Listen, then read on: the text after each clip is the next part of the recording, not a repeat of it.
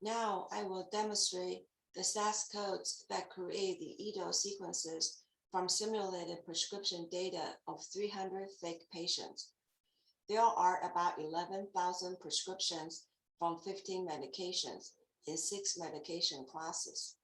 2 data sets are required to run this code. The first one is the prescription data.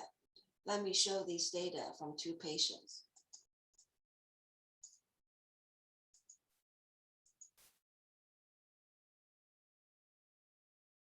The prescription data are 1 date, day supply, and R2 date, as I explained in previous slide.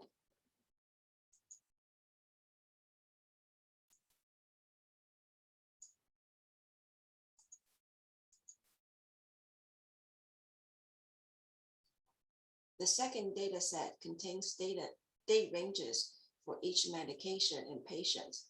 Day 0 is the earliest date we can expect the patient's data to be in the system. This date is independent of the study period. For patient 1, we expect his records to be in the system since July 26, 1999. For patient 15, it was February 4, 2002. Start and end dates are specific to each medication and patient. They indicate the coverage period that is within the study period. In this example, the study period is from 2006 to 2015. For patient 1, his first medication A2 prescription within the study period was on September 4, 2006. Since the end date is the end of the study, it implies that there was a prescription whose coverage ended on or before the end of the study. For patient 15, end date of medication E13 was February 2nd, 2016. This implies the coverage period.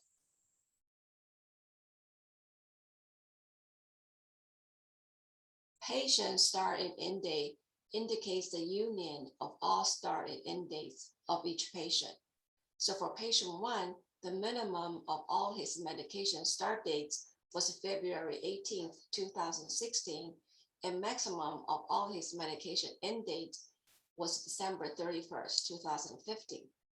Similarly, for patient 15, it was between February 6, 2006 through February 2nd, 2016. Length of the sequence is the number of days between them.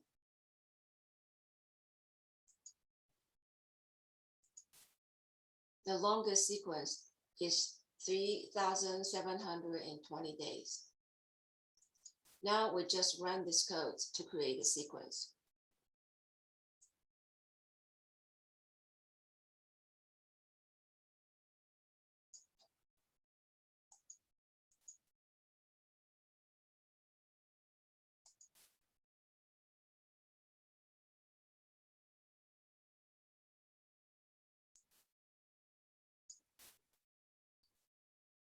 The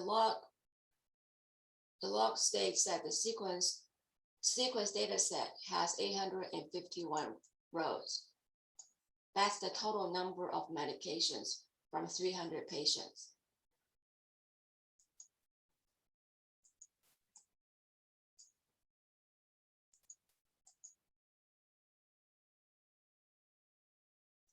Again, let's look at the data for patient 1 and 15.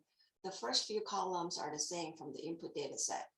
The 2 new variables are the sequence and end fill, which tells us how many prescriptions were used to construct the sequence.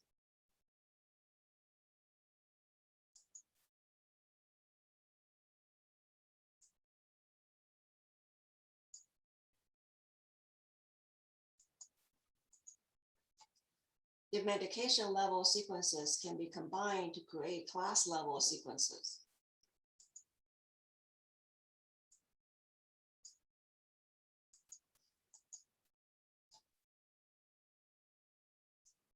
Here we see for patient 1 and 15, the sequence now indicate whether or not they were on a particular class of medications.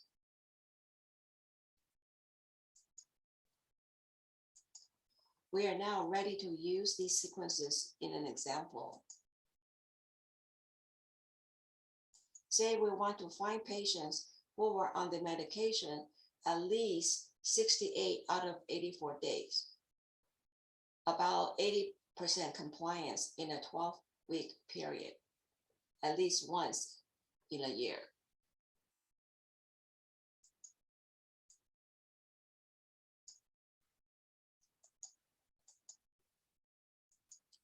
First, I randomly select a 1-year period for each patient. In real life, there will be criteria for defining this period.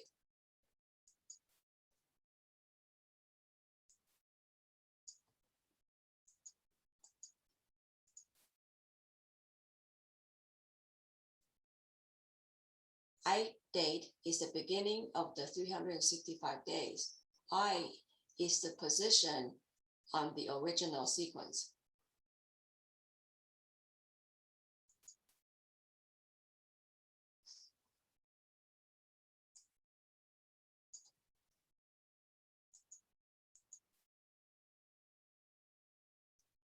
Next, we search this 1-year segment for subsegments of length 84, such that there are at least 64 ones.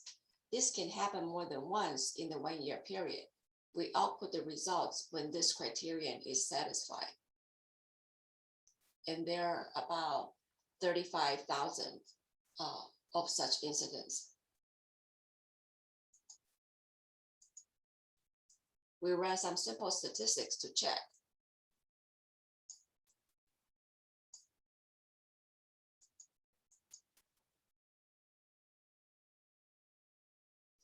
So it makes sense that the minimum of number of days is 68 days, and the maximum is 84 days.